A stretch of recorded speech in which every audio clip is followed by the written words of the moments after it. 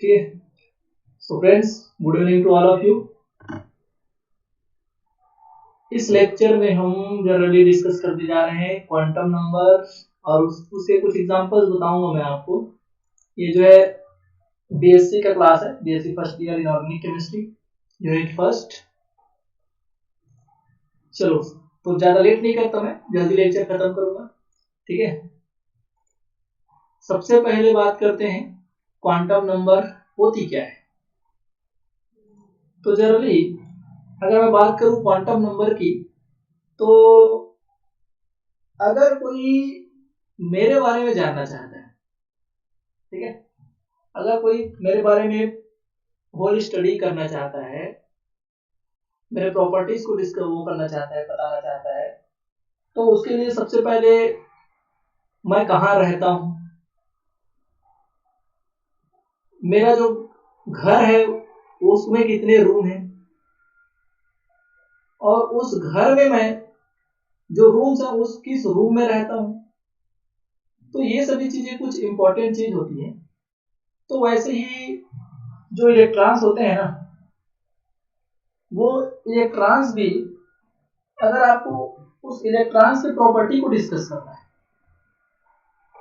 तो उसकी कुछ फंडामेंटल चीजें हैं जो आपको पता होनी चाहिए कि इलेक्ट्रॉन्स कहाँ रहते हैं।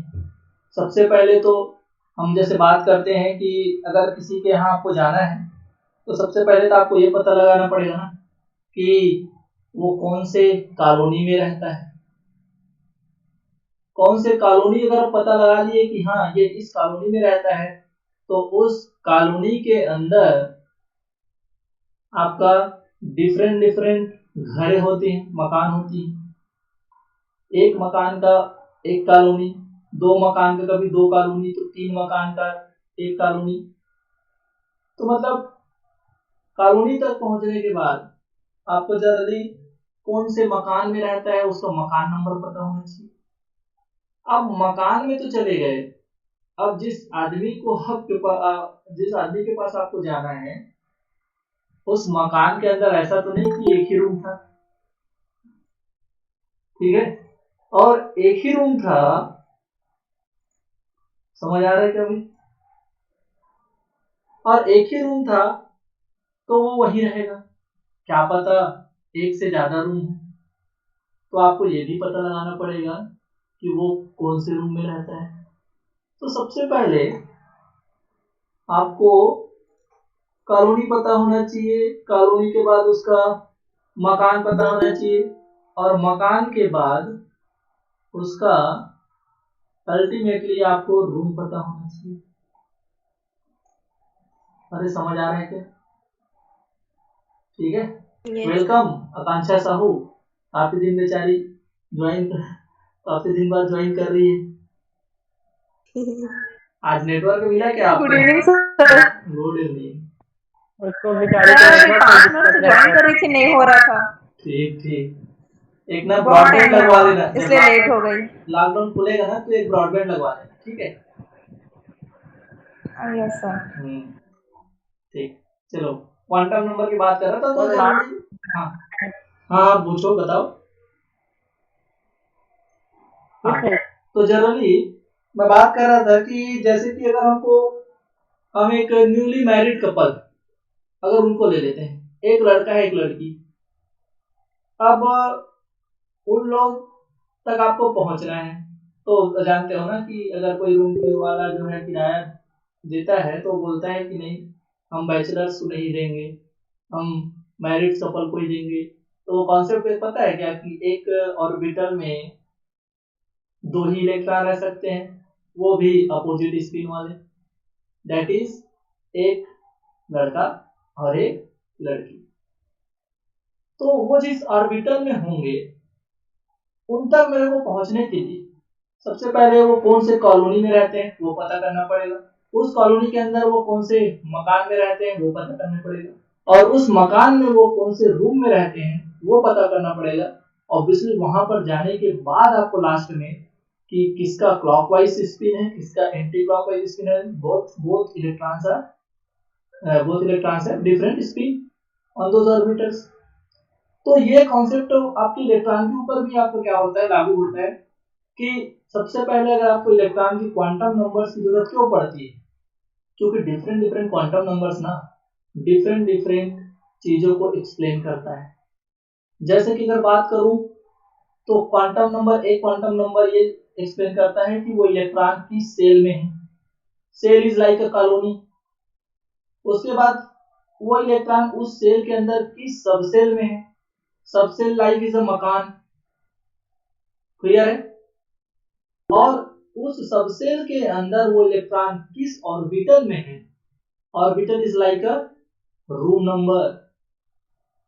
फिर आपका जो है उस ऑर्बिटल के अंदर उस इलेक्ट्रॉन का स्पिन कैसा था, क्लॉकवाइज या एंटी क्लॉकवाइज, दैट इज लड़का और लड़की। समझ आया क्या? तो देखिए क्वांटम नंबर की अगर बात करें तो यहां पर इसकी जरूरत ही इसलिए पड़ी कि किसी इलेक्ट्रॉन को हमको सेल को पता करना है। तो देखिए सबसे आउटर एरिया में मैं आपको क्या दिखाया हूं, सेल। सेल के अंदर क्या होता है, जैसे कि ये कॉलोनी हो गया, और इस सेल के अंदर आपको ये क्या दिखाई दे रहा है, आपको सबसेल। इस कॉलोनी में कितने मकान हैं, एक मकान आपका 2s का दिख रहा होगा और यहाँ पर आपका 2p का दिख रहा होगा, दैट इज 2 सबसेल को यहाँ पर मैं मेंशन किया हूँ। अब देखिए इस सेल के अंदर ये सबसेल हो गए। अब सबसेल के अंदर भी रूम होते हैं। अरे देखो ये 2s छोटा रूम, सॉरी छोटा मकान, उसमें एक ही रूम है। ये बड़ा मकान, इसमें 3 रूम दिख रहे होंगे, दैट इज सबसेल के अंदर क्या होते हैं आपके ऑर्बिटल्स। और उस ऑर्बिटल्स के अंदर होता है आपका इलेक्ट्रॉन, जिसके डिफरेंट डिफरेंट स्पिन हो सकते हैं। और क्या बोला जाता है कि किसी ऑर्बिटल में 2 ही इलेक्ट्रॉन रह सकते हैं, वो भी डिफरेंट स्पिन वाले, ठीक है। तो हम एक बार और समझाओ, क्या, एक बार और। मैं ये बोला कि मेरे को किसी इलेक्ट्रॉन के सभी फंडामेंटल जो आपकी क्वांटम नंबर्स हैं उसको आइडेंटिफाई करना है। तो उस इलेक्ट्रॉन की सबसे पहले तो मेरे को ये पता लगाना पड़ेगा कि वो कौन से सेल में होगा। Shell is like a colony. अब होता क्या है कि सेल के अंदर तो है इलेक्ट्रॉन, में सेल तो पता लगा कि कौन कौन से सेल में है, that is principal quantum number. अब इस प्रिंसिपल क्वांटम नंबर के अंदर जो है आपको किसी n के लिए, और आपके सेल के अंदर सबसेल होता है, और ये सबसेल को कौन रिप्रेजेंट करता है, that is azimuthal quantum number. तो सेल के अंदर सबसेल क्या बता रहे हैं, जैसे कि कॉलोनी के अंदर आपका मकान, अरे कोई भी कॉलोनी में जाते हो तो एक ही मकान, 2 मकान, 3 मकान, ऐसे डिफरेंट डिफरेंट मकान के डिफरेंट डिफरेंट कॉलोनीज। क्योंकि अगर मैं आगे बढ़ाऊं बताऊंगा तो आपको समझाऊंगा कि n इज इक्वल टू 1 है, तो ये भी एक कॉलोनी है, क्या करे बेचारा, एक ही मकान का कॉलोनी है, क्योंकि n इज इक्वल टू 1 में सिर्फ 1s होता है, 1p नहीं होता। तो इन सभी चीजों को मैं आगे डिस्कस करूंगा अच्छे से। पहले आप फंडामेंटल जो कॉन्सेप्ट है इसका उसको समझ लो कि shell is like a colony and subshell is like a मकान। अब इस इलेक्ट्रॉन के लिए मेरे को principal quantum number that is shell तो पता चल गया कि कौन से सेल में है। उसके बाद मेरे को पता करना पड़ेगा कि उस सेल के अंदर वो इलेक्ट्रॉन किस सबसेल में है। और सबसेल के में भी दिक्कत क्या होता है कि मकान तो पता चल गया, अब एक मकान एक घर का था, सॉरी एक रूम का था, और एक मकान जो है 3 रूम का था। अरे डी ऑर्बिटल जब जाओगे तो उसमें 5 रूम होते हैं उस सबसेल। तो orbital is like a room. समझ आ रहा है क्या? तो किसी इलेक्ट्रॉन के चारों क्वांटम नंबर पता करने के लिए आपको इन सभी कॉन्सेप्ट्स की जरूरत पड़ेगी। अब मैं बताऊंगा कि इतना आप समझ गए क्या कि सेल के अंदर क्या होते हैं, सबसेल, सबसेल के अंदर क्या होता है ऑर्बिटल, और उस ऑर्बिटल के अंदर क्या होता है आपका इलेक्ट्रॉन। ठीक, अब हम बात करते हैं जो हमारा आज का टॉपिक है, क्वांटम नंबर क्या होते हैं, क्वांटम नंबर कैसे आइडेंटिफाई किए जाते हैं, और कैसे डिफरेंट डिफरेंट इसका नोटिफिकेशन या नोटिफाई इसको किया जाता है। चलो तो देखिए, each of the wave function obtained by solving the Schrodinger equation for a hydrogen atom is a uniquely labeled by set of three integers that is called quantum number। और ये जो आपके क्वांटम नंबर होते हैं उसको n, l और m से आपको दिखाया जाता है, और इसको जनरली m l से दिखाया जाता है, लेकिन हम क्या बोल देते हैं उसको कि वो m से दिखाया जाता है। कई बुक्स m सीधा लिख देता है, कई बुक जो है आपका ml लिखता है। मैं ये जो कंटेंट लिया हूँ वो श्राइवर एंड एटकिंस की जो इनऑर्गेनिक केमिस्ट्री की बुक है उससे लिया हूँ। उसमें आपके नोटिफिकेशन इसको या जो आपका जो मैग्नेटिक क्वांटम नंबर है उसको ml से नोटिफाई किया है या रिप्रेजेंट किया है। देखो यहाँ पर ये जो है तीन quantum set of three integers called quantum number, यहाँ पर n, l, m, l की बात हो रही है। एस यहाँ पर नहीं दिखाया हूँ क्योंकि एस की बात मैं बाद में करूंगा। ठीक है, तो अगर मैं यहाँ पर आपको इंट्रोडक्शन पार्ट में ये बताऊं कि n क्या होता है, l क्या होता है और ml क्या होता है, तो देखो where n is a principal quantum number, l is angular quantum number जिसको हम azimuthal quantum number भी बोलते हैं, m is magnetic quantum number, और s जो होता है आपका यहाँ पर s नहीं दिखाया हूँ लेकिन आगे बात करूंगा। s जो होता है आपका स्पिन क्वांटम नंबर होता है। इसकी प्रॉपर्टीज को दिखाया गया यहाँ पर कि n क्या डिनोट करता है, distance from the nucleus that is size. इसको मैं वन बाय वन अच्छे से डिस्कस करूंगा। l is represent the shape of orbitals, m is orientation in space को रिप्रेजेंट करता है, और s जो है इलेक्ट्रॉन स्पिन को रिप्रेजेंट करता है। ये आप आसानी से जानते हैं। ठीक है, आगे अगर बात करें प्रिंसिपल क्वांटम नंबर की, तो प्रिंसिपल क्वांटम नंबर को ध्यान देना। The principal quantum number therefore define a series of shapes of atom or set of orbital where the same value of n and hence this same energy and approximately the same radial extent। तो ultimately जो same है आपका कुछ नहीं बल्कि set of orbitals होता है। Different orbital के जो सेट्स बनते हैं, अरे ऐसे, तो कभी कुछ में डिफरेंट ऑर्बिटल्स होते हैं, दो तीन ऑर्बिटल्स या तीन सबसेल, या कभी दो सबसेल और उस सबसेल के अंदर ऑर्बिटल होता है। तो ऑर्बिटल का आपका क्या होता है, एक सेट होता है। ठीक है, और इनकी जो एनर्जी होती है ना वो लगभग सेम मानी जाती है अप्रोक्सीमेटली, और उसकी रेडियल एक्सटेंट जो होती है वो भी अप्रोक्सीमेटली सेम होती है। अगर हम बात करें एन की, तो एन जो होता है वो इंडिकेट करता है साइज ऑफ ऑर्बिटल को भी। कौन है जो अभी ज्वाइन हो रहा है, साइज ऑफ ऑर्बिटल। ठीक है भाई,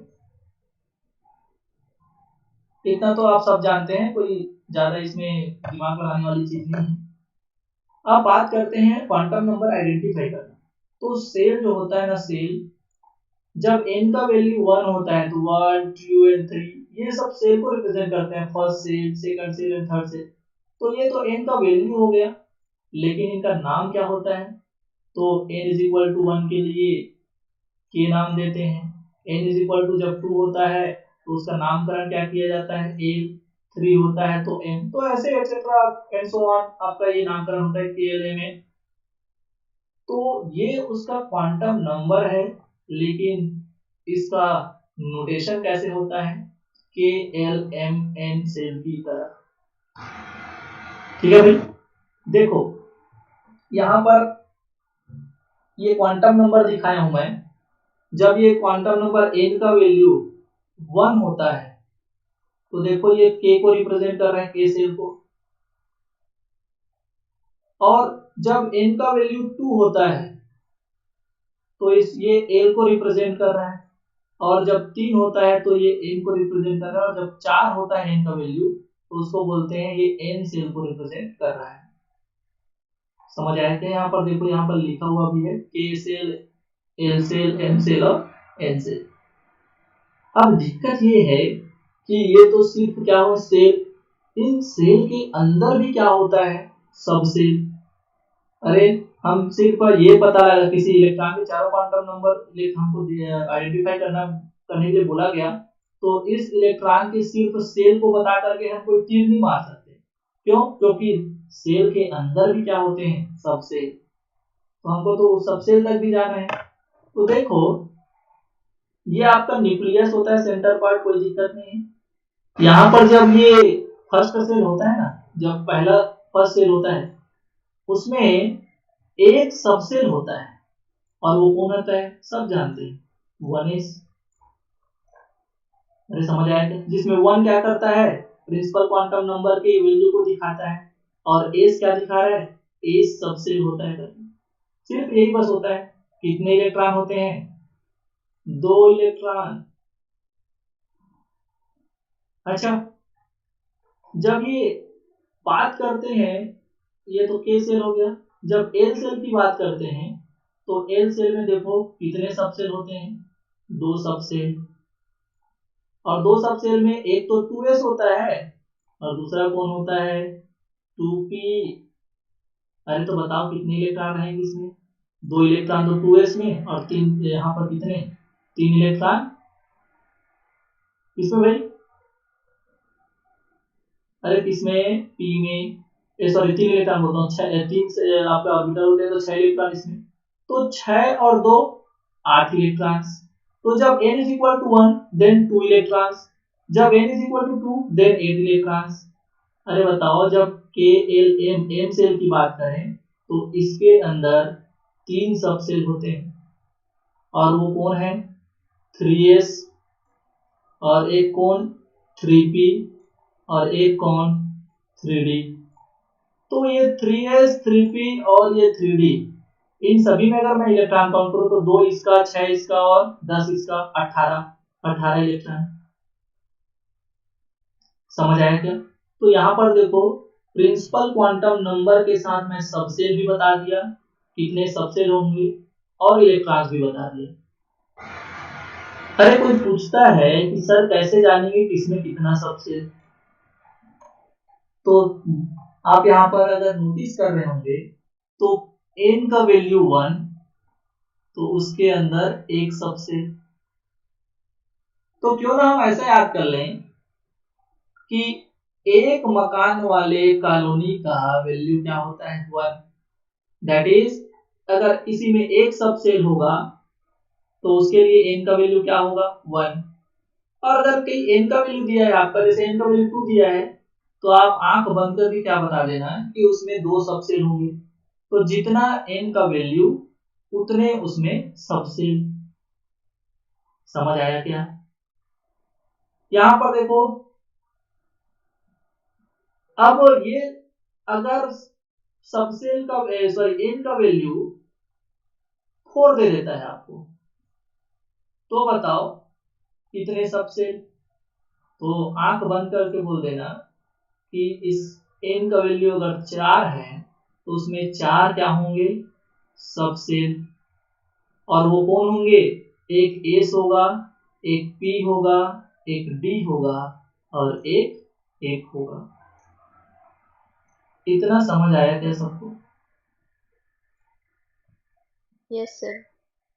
अब देखो जब इलेक्ट्रॉनिक कॉन्फ़िगरेशन आप देखते होगे तो ये 1s, ये 2s, 2p, 3s, 3p, 3d, 4s, तो ऐसे चलते रहता है। तो हमको ये सामने में जो लिखा रहता है ना 1 2 3, वही कौन होते हैं बच्चा? वही होता है n का वैल्यू। तो अगर 1s है तो उसके लिए n का वैल्यू क्या होगा? 1। अगर 2s है तो उसके लिए n का वैल्यू क्या होगा? 2। अगर 2p भी लिखा है तो उसके लिए n का वैल्यू क्या होगा? 2।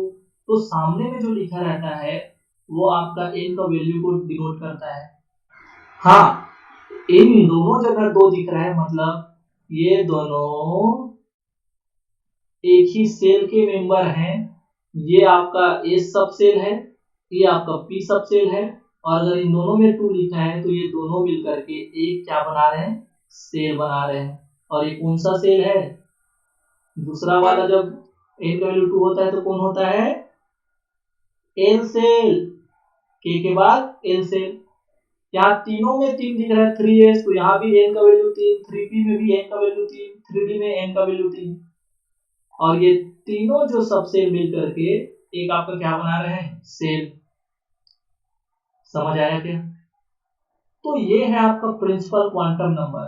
कैसे पहचानोगे आप कि कौन है इनका वैल्यू?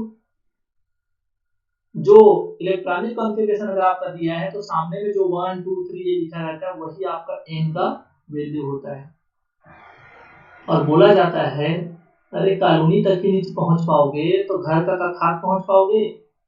दैट इज अगर तुम सेल का ही वैल्यू नहीं पहचान पाओगे, सेल का जो quantum number principal quantum number ही आइडेंटिफाई नहीं कर पाओगे, तो कहां से तुम एजीमुथल, मैग्नेटिक और स्पिन की तरफ जाओगे? समझ आया? तो सबसे इंपॉर्टेंट कुछ है तो वो होता है प्रिंसिपल क्वांटम नंबर को समझना। क्योंकि प्रिंसिपल क्वांटम नंबर समझ आ जाता है तो फिर बहुत आसानी से आपको नेक्स्ट क्वांटम नंबर आपको समझ आता है। चलो बात करते हैं नेक्स्ट एजीमुथल क्वांटम नंबर। तो the orbitals belonging to each cell are classified into subcell distinguished by quantum number L। L से इसको डिनोट किया जाता है। अभी बताया कि जो सेल के अंदर जो ऑर्बिटल्स का कलेक्शन होता है, सेट होता है, उसी को क्या बोलते हैं? सबसेल। और इसको सबसेल को जिस क्वांटम नंबर से रिप्रेजेंट किया जाता है वो होता है स्मॉल एल। अब बात करते हैं कि n का वैल्यू क्या होगा तो कि क्या सबसेल होंगे। अच्छे तरीके से आप जान गए कि अगर n का वैल्यू 1 है तो एक सबसेल, n का वैल्यू 2 है तो 2 सबसेल। पिछले स्लाइड में बता दिया। लेकिन सर ये तो नंबर हुई। अरे l का हमको तो नाम दिखाना है, क्योंकि हमको नंबर थोड़ी पूछेगा जनरली, वो हमको तो वो क्वांटम नंबर पूछेगा कि l का वैल्यू क्या है। तो l का वैल्यू क्या होगा वो आपको समझना है, तो ध्यान देना। For given l n value, for given value of n, the quantum number l can have the value l is equal to 0 1 n minus 1। l का वैल्यू क्या होगा? कोई भी n का वैल्यू दिया रहेगा, सपोज मान लो 5 दे दिया है, तो l का वैल्यू इस n का जो वैल्यू 5 दिया है उसके लिए l का वैल्यू क्या होगी? 0 से स्टार्ट करना, कहां तक जाना? n माइनस 1 तक। तो n क्या है? 5, 5 माइनस 1 दैट इज 4। तो कहां तक जाऊंगा मैं? 4 तक जाऊंगा। अरे समझ आया क्या? सॉरी, यहाँ पर आपका क्या है? 3 आएगा, 1 2 3 देन 4। समझ आया क्या? तो n का वैल्यू क्या निकल गया? एक 0 वैल्यू निकला, 1 निकला, 2 निकला, 3 निकला और 4 निकला। अभी मैं बोला था कि जितना आपका n का वैल्यू होगा उतना ही सबसेल होगा। अरे गिनो तो 5 है क्या? 1 2 3 4 5, तो देख लो 5 सबसेल। तो ये तो कॉलोनी था, ये तो कॉलोनी था। कॉलोनी जितना कॉलोनी का नंबर होता है उतने ही उसमें मकान होते हैं। 5 मकान है, 1 2 3 4 5। समझ आया क्या? लेकिन उन मकान का नंबर अलग है बच्चा। देखो यहाँ पर इस मकान का नंबर 0 है, इसका 1 है, इसका 2 है, इसका 3 है और इसका 4 है। दैट इज अगर n का वैल्यू 5 है, दैट इज सेल का वैल्यू 5 है, तो उसके अंदर जो आने वाले सब सेल्स हैं उनकी संख्या तो 5 होगी, लेकिन उनका नाम क्या होगा? तो एक का नाम 0 होगा, फिर 1, फिर 2, फिर 3, फिर 4। दैट इज कॉन्सेप्ट क्या है? कितने वैल्यू होंगे 0 से लेकर के n माइनस 1? n का वैल्यू क्या था? 5, 5 माइनस 1 दैट इज 4 तक जाना है आपको। अरे समझ आया? अब आगे बढ़ता हूं मैं, इसको मिटा देता हूं। आप कॉपी पेन लेके बैठेंगे और नोट करते जाएंगे। For example, shell with n is equal to 1 consist just one subset, that is l is equal to 0। और जब l का वैल्यू 0 होगा तो वो किस सबसेल को नोटिफाई करेगा मैं आगे बताऊंगा। वैसे ही अगर बात करूं, जब n is equal to 2 होगा तो कितने सबसेल होंगे इसमें? तो जितना n का वैल्यू उतना ही सबसेल, तो 2 का वैल्यू n तो आपका 2 सबसेल। लेकिन एक l आपका 0 होगा और एक l आपका 1 होगा। देख लो n माइनस 1 तक जा रहा है, 2 माइनस 1 कर दो, 0 से लेकर कहां तक गए? n माइनस 1, तो 2 माइनस 1 दैट इज 1। वैसे ही अगर 3 की बात करूंगा मैं, तो n इज इक्वल टू 3, तो कितने सबसेल? 3 सबसेल। वैल्यू क्या होगी उसकी? 0 होगी, 1 होगी और 2 होगी। 3 minus 1 2। L also indicate the angular shape of the orbital with the number of lobes increases, L increases। बिल्कुल ये सब जानते हैं, उसके एंगुलर शेप को ऑर्बिटल के इंडिकेट करता है, और जो लोब्स होते हैं ना वो एल का वैल्यू बढ़ने के साथ साथ बढ़ते हैं। जैसे कि कोई बता रहा था कि जब एस होता है सर, तो वो तो गोलाकार होता है, तो इसके लिए एल का वैल्यू तो 0 होता है ना।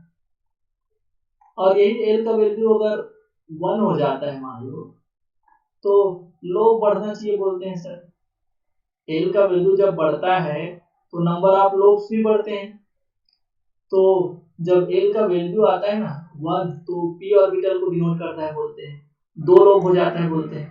वैसे जब एल का वैल्यू 2 होता है ना,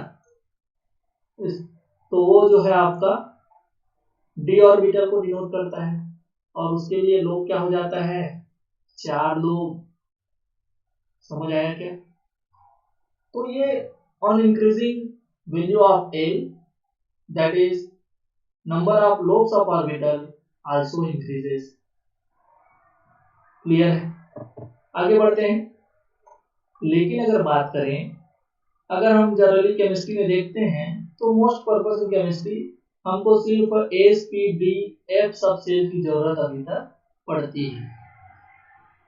एस पी डी एफ ही आप और जो आपके सबसेल हैं उनको आप जनरली यूज में लेते हैं, और ये सब आपके इतने ही आप जानते हैं।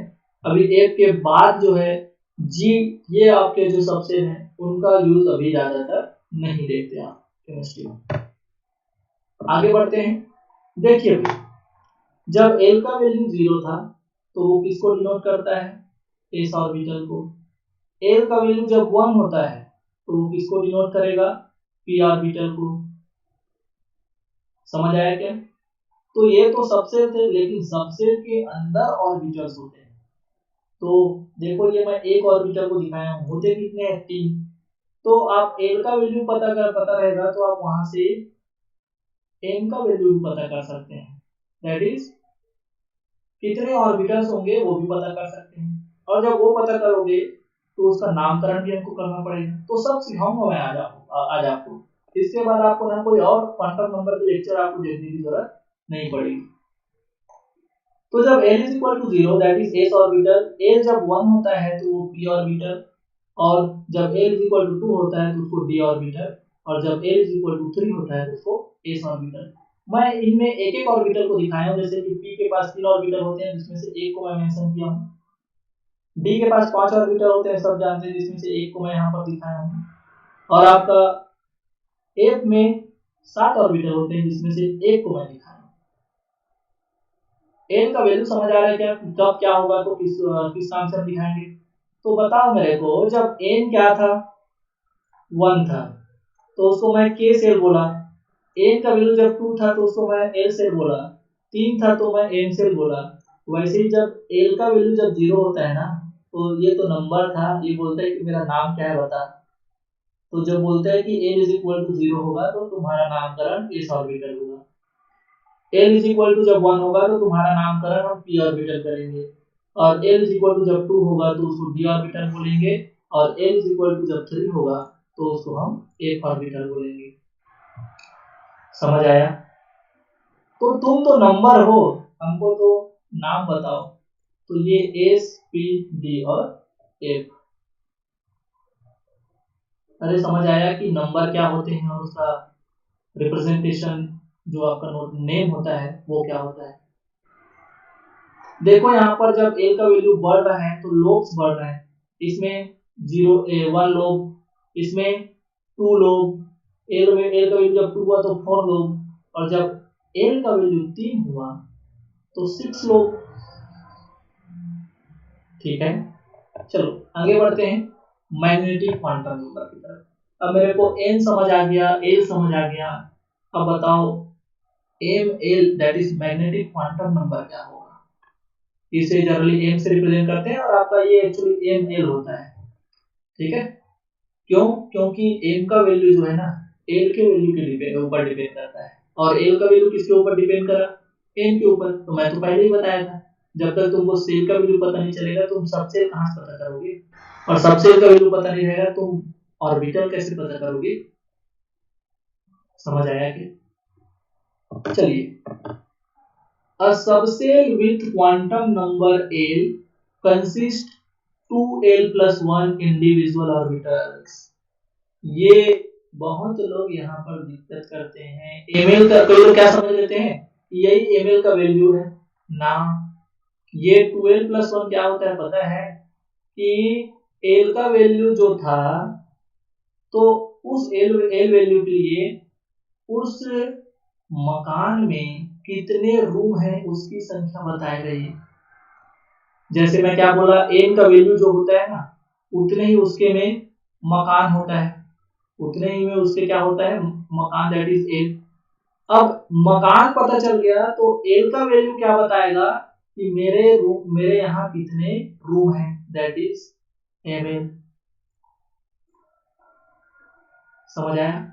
तो कैसे डिसाइड करोगे कि कौन सा मकान में कितने रूम? तो एल का वैल्यू जो होगा ना, उसके 2L plus 1 का फार्मूला लगा देना, जो इसका वैल्यू आएगा उस एल के लिए उतने ऑर्बिटल्स होंगे। समझ आया क्या? तो देखो, these orbitals are distinguished by the magnetic quantum number ml। तो ये ml क्या होता है? नामकरण होता है उसका। ठीक है, which can have the 2L plus 1 integer value from plus L to minus L। From plus L two minus L, इसका वैल्यू कैसे दिखाया जाता है? प्लस एल से स्टार्ट करते हैं और माइनस एल तक जाते हैं। मैं एग्जांपल से आपको सब समझाऊंगा। देखिए, this quantum number specify the component of orbital angular momentum around the arbitrary axis. Generally आपका जेड एक्सिस को यहां पर लिया जाता है, पासिंग थ्रू द न्यूक्लियस। तो ये सब तो आपकी डेफिनेशन वाली पार्ट होगी, हमको तो एक्चुअली इसके क्वांटम नंबर को समझना है। ठीक है भाई, तो एग्जांपल लेते हैं।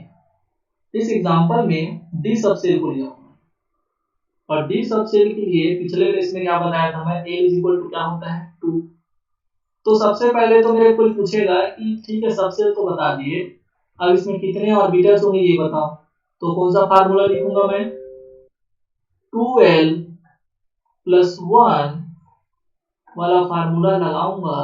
तो L का वैल्यू क्या है 2, तो 2 into 2 plus 1 दैट इज 5।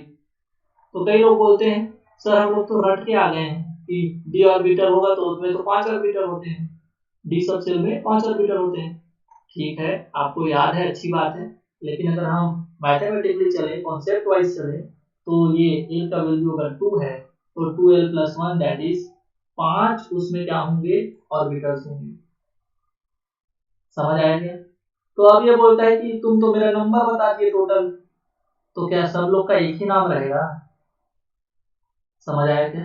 तो ये बोलता है कि इनका नामकरण जो किया जाता है वो प्लस एल से होते हुए 0 तक जाया जाता है, प्लस एल से होते हुए 0 तक जाया जाता है, फिर 0 से होते हुए माइनस एल तक जाया जाता है। तो 5 ऑर्बिटल बनाओ, 5 ऑर्बिटल बनाओ।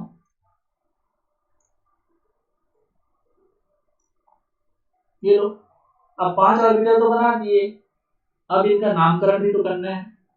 तो इसका ml का वैल्यू क्या होगा, देखो ऊपर दिख रहा है, हमको क्या करना है, प्लस एल से चालू करना है, और एल का वैल्यू क्या था 2, तो ये चालू करोगे तो ये +2, +2 के बाद क्या होगा +1, उसके बाद क्या होगा 0, और उसके बाद -1, उसके बाद -2। तो देखो ये प्लस एल से होते हुए 0 और 0 से होते हुए -l तक चले क्या, समझ आया क्या? तो स्टूडेंट्स आपको ध्यान देना है कि अगर क्वांटम नंबर पूछता है तो आपको ये 5 नहीं दिखाना है, ये वाला फार्मूला लगा करके 2l+1, इसका l का वैल्यू m का वैल्यू क्या होगा 5 ना, ये टोटल नंबर ऑफ ऑर्बिटल्स है। मैग्नेटिक क्वांटम नंबर क्या है आपका, ये क्या पता आपका इलेक्ट्रॉन यहाँ हो, तो उसके लिए मैग्नेटिक क्वांटम नंबर क्या निकलेगा +2। क्या पता आपका इलेक्ट्रॉन कहाँ हो, यहाँ हो, तो इसका मैग्नेटिक क्वांटम नंबर क्या निकलेगा 0। समझ आया? तो ये होता है आपका मैग्नेटिक क्वांटम नंबर। टोटल कितने ऑर्बिटल्स होंगे उसका कैलकुलेशन, और उन ऑर्बिटल्स का हम नोमेनक्लेचर या नोटिफिकेशन या नोटिफाई उसको कैसे करते हैं, ये होता है आपका ml का वैल्यू। क्लियर है क्या? Yes, sir. तो देखो, the practical conclusion for the chemistry for this remark is that there is only one orbital in S subshell। सबको पता है a is equal to जब 0 होगा तो 2l+1 फार्मूला लगाओगे तो कितना ऑर्बिटल निकलेगा, एक ही तो निकलेगा उस फार्मूले में, ये वाला फार्मूला लगाओगे तो एक ही ऑर्बिटल तो निकलेगा। अब नाम क्या दूंगा इसको, तो 0 से सॉरी a प्लस एल से माइनस एल तक जाना बोलता है, तो इसका तो एल का ही वैल्यू 0 है, तो 0 से 0 ही जाऊंगा। ये लो, इसका ms का वैल्यू क्या होगा, ये सॉरी ml का वैल्यू क्या होगा 0, that is called s orbital, that is called s orbital. कब, जब उसका l का वैल्यू क्या हो 0। भैया ml का वैल्यू 0 होगा तो उसको s ऑर्बिटल मत बोल देना, क्योंकि हर किसी ऑर्बिटल में आपका ml का वैल्यू 1 ना 1 0 मिलेगा। जैसे कि अगर कोई 3 ऑर्बिटल रखा है, 3 ऑर्बिटल्स इन p सबसेल, तो इसके p सबसेल के लिए l का वैल्यू क्या होता है 1, तो 2l+1 का फार्मूला लगाओगे तो इसका वैल्यू क्या आएगा 3, लेकिन इसका नामकरण क्या होगा, 3 ऑर्बिटल तो ये बना दिए, प्लस एल से minus L, that is +1, L का वैल्यू 1 था तो +1 0 और -1, और जब एल का वैल्यू 1 होता है तो उसको क्या बोलते हैं p सबसेल। और ये जो ऑर्बिटल्स होंगे ये +1 0 और -1, जब l का वैल्यू 1 हो तो उसको बोलते हैं p ऑर्बिटल्स। वैसे ही अगर d सबसेल की बात करें तो इसके लिए तो अभी मैं बताया आपको सॉल्व करके 5 ऑर्बिटल्स होंगे, these are called d orbital. तो इसी तरह से आगे बढ़ते जाएंगे, आप l का वैल्यू बढ़ाते जाओ, उसमें नंबर ऑफ ऑर्बिटल्स बढ़ते जाएंगे। ठीक है भाई, अब बात करते हैं स्पिन मैग्नेटिक क्वांटम नंबर। ये होता है आपका एमएस से इसको डिनोट किया जाता है, कई जगह आपको एस दिखेगा, आपको मैं यहाँ पर बोलूंगा कि आप उसको एमएस से क्या करना रिप्रेजेंट करना, कई बुक्स में आपको एस से इसको नोटिफाई किया जाता है। In addition to the 3 quantum numbers required to specify the spatial distribution of an electron in heterogenic atom, कि कैसे दिखेगा, कहाँ ऑर्बिटल होता है, उसका साइज क्या है, शेप क्या है, इसको कौन बताता है आपका एन, एल और ये एम। इसीलिए मैं उन तीनों को पहले डिस्कस किया, और फिर से आपका ये two more quantum numbers are needed to define the state of electron. Electron के स्टेट को बताने के लिए आपको 2 और क्वांटम नंबर की जरूरत पड़ती है। जनरली शुरू से पढ़ बोलते हो तो आप 4 क्वांटम नंबर होते हैं, एक को यहाँ पर इग्नोर कर दिया जाता है। देखिए वो क्या है, the intrinsic spin angular momentum, the intrinsic spin angular momentum of an electron is defined by two quantum number, that is s and another is ms। और s क्या है, the former s is the analog of l for orbital motion, ये इसको दिखाता है orbital motion, but it is restricted to the single unchangeable value। और इस s का वैल्यू क्या होता है, ओनली पॉजिटिव हाफ। तो इसी को ना आपको ना इग्नोर कर दिया जाता है, जनरली 4 क्वांटम संख्या की जरूरत होती है। क्यों? क्योंकि इसका वैल्यू जो है ना वो आपका कांस्टेंट होता है, चेंज नहीं होता। प्लस हाफ मतलब प्लस हाफ। तो ये आपका जो एस होता है, S is the analog of L for orbital motion. ये आपका ऑर्बिटल मोशन को बताता है, न कि इलेक्ट्रॉनिक मोशन। ठीक है, अब बात करता हूं नेक्स्ट की, the second quantum number that is spin magnetic quantum number. ये बताता है आपकी स्पिन को, spin magnetic quantum number that is ms। और ये आपका सिर्फ और सिर्फ दो वैल्यू रखता है, और वो कौन होता है, minus half. ms is equal to minus half इसके लिए एंटी क्लॉकवाइज स्पिन, और आपका प्लस हाफ वो किसको रिप्रेजेंट करता है, क्लॉकवाइज स्पिन। तो ये आपका स्पिन इलेक्ट्रॉनिक स्पिन को बताता है, और ये आपका जो है ऑर्बिटल मोशन को रिप्रेजेंट करता है। इसका वैल्यू सिंगल वैल्यू होता है s is equal to plus half, लेकिन ms का वैल्यू दो वैल्यू होता है, negative half and positive half, positive for clockwise, negative for anti clockwise. कभी कभी आपका क्या होता है, this two states are often represented by plus increasing, ये जो आपका अप साइन होता है ना, इंक्रीजिंग साइन, स्पिन अप, ये ms is equal to plus half के लिए नोटिफाई किया जाता है, कई बुक्स में दिखाया जाता है। आपको समझना है कि अगर इलेक्ट्रॉनिक स्पिन आपको अगर ऐसे दिखाया है तो स्पिन अप हो रहा है, दैट इज ms का वैल्यू प्लस हाफ होगा, और नीचे दिखाया है तो दैट इज स्पिन डाउन, तो वो रिप्रेजेंट करता है ms is equal to minus half को। और जब क्वांटम पढ़ते हो ना, जब मैं क्वांटम पढ़ाऊंगा ना आपको, तो पॉजिटिव हाफ वाले दैट इज क्लॉकवाइज स्पिन के लिए मैं उसको अल्फा दिखाऊंगा, और एंटी क्लॉकवाइज के लिए उसको मैं बीटा दिखाऊंगा।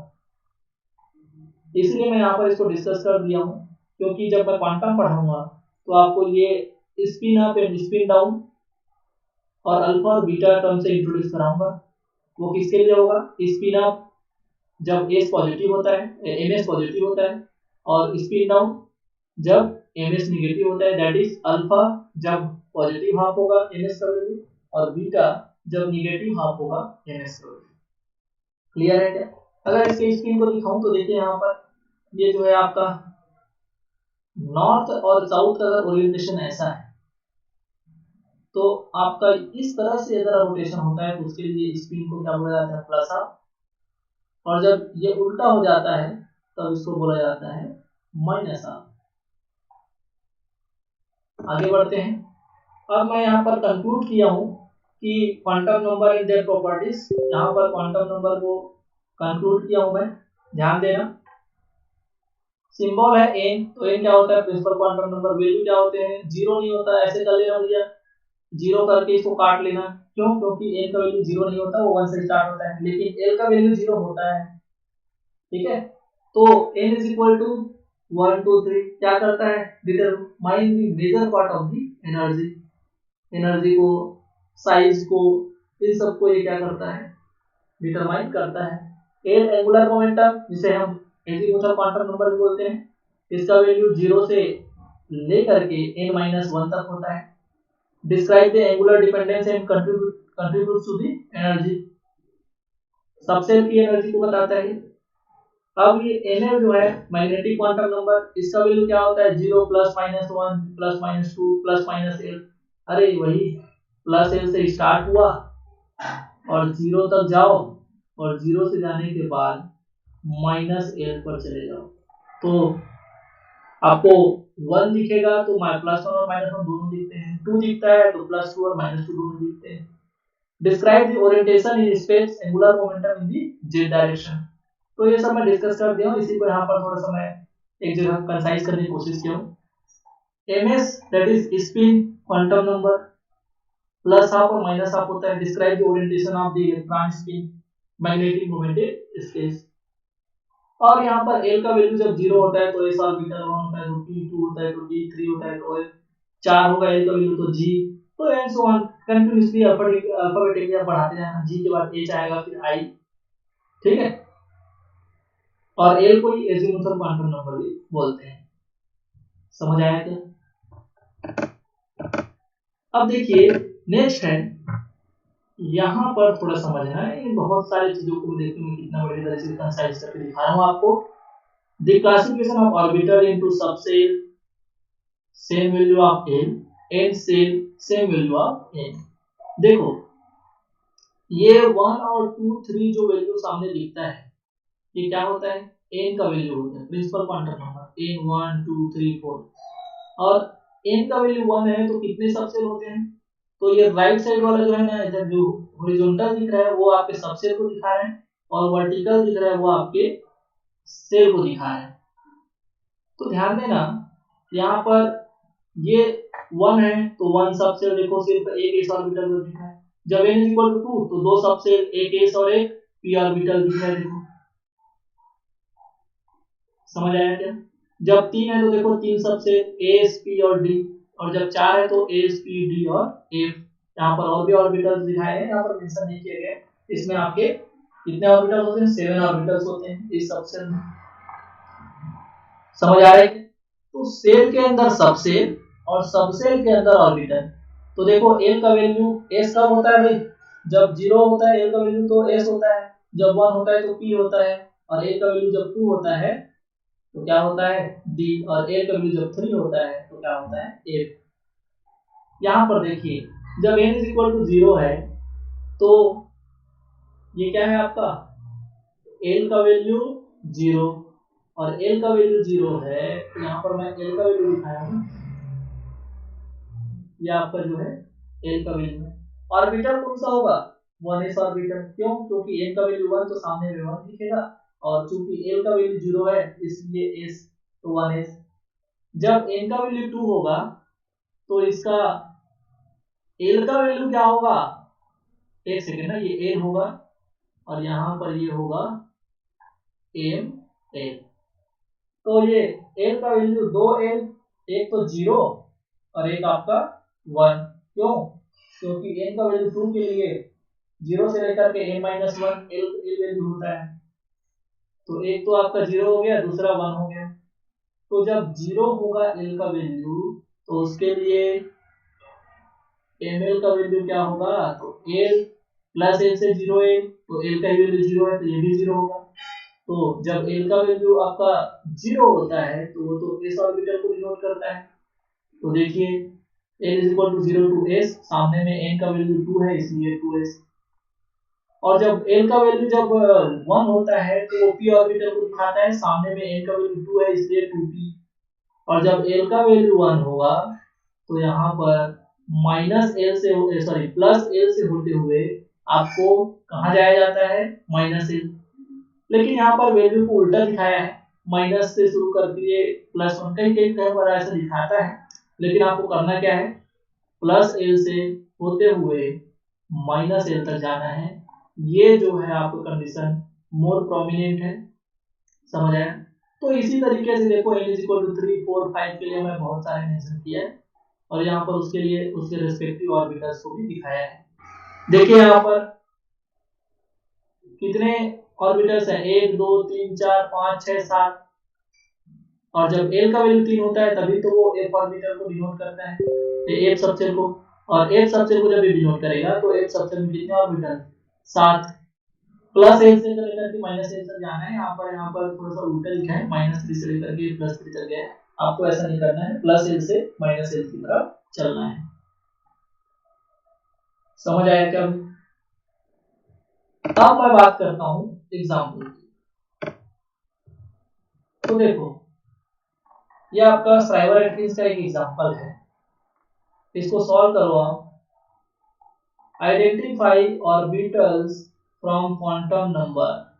Which set of orbital is defined by n is equal to 4 and n is equal to 1? How many orbitals are there in this set?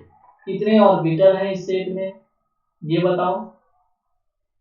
और ये कौन से सेट ऑफ ऑर्बिटल को डिफाइन कर रहा है, जब n का वैल्यू क्या है 4 और जब l का वैल्यू क्या है 1। सॉल्व कीजिए अभी। तो चाहे वो एस आए, पी आए, डी आए, मैं ये बता सकता हूँ कि या तो 4s आएगा, 4p आएगा, 4d आएगा, 4f आएगा। सामने में तो आपको 4 दिखेगा, क्यों? क्योंकि n का वैल्यू क्या है 4। सर 4p आएगा। क्या आएगा 4p। क्योंकि l का वैल्यू क्या बताता है सबसेल को, और l इक्वल टू जब 1 होता है तो वो p होता है, और जब n का वैल्यू 4 होता है तो ये principal quantum number that is सामने लिखता है, तो ये क्या हो जाएगा 4p। समझ आया? कितना आसान है, देखो। क्लियर है? अब बताओ कितने, how many orbitals are there in this set? अरे n का वैल्यू 1, 3 ऑर्बिटल्स। हाँ, तो ये रटा उठाया है तो सब जानते हो, लेकिन अगर फार्मूला से चले तो 2l plus 1 very good, that is 3 orbitals. Solution जिसको समझ नहीं आया, ये है सॉल्यूशन, पढ़ लेना अच्छे से, देख लो। डिफरेंट डिफरेंट क्वांटम नंबर के यहाँ पर मैंने वैल्यू भी मेंशन किए हैं, ठीक है। अब नेक्स्ट है आपका, देखिए एक और क्वेश्चन, इसलिए आपका homework, which set of orbital is defined by the quantum number n is equal to 3 and l is equal to 2 and how many orbitals are there in this set? तो ये तो 3d and 5। यस, तो बच्चा भी बता देगा। 3 आपका n is equal to 3 है तो सामने 3, और l is equal to 2 किसके लिए होता है d के लिए, तो ये हो जाएगा आपका 3d। और सबको पता है कि d ऑर्बिटल में कितने ऑर्बिटल, d सबसेल में कितने ऑर्बिटल होते हैं 5, और फार्मूला लगाओगे तो लगा सकते हो 2l plus 1। तो कितना इजी देखो क्वांटम नंबर फाइंड आउट करना।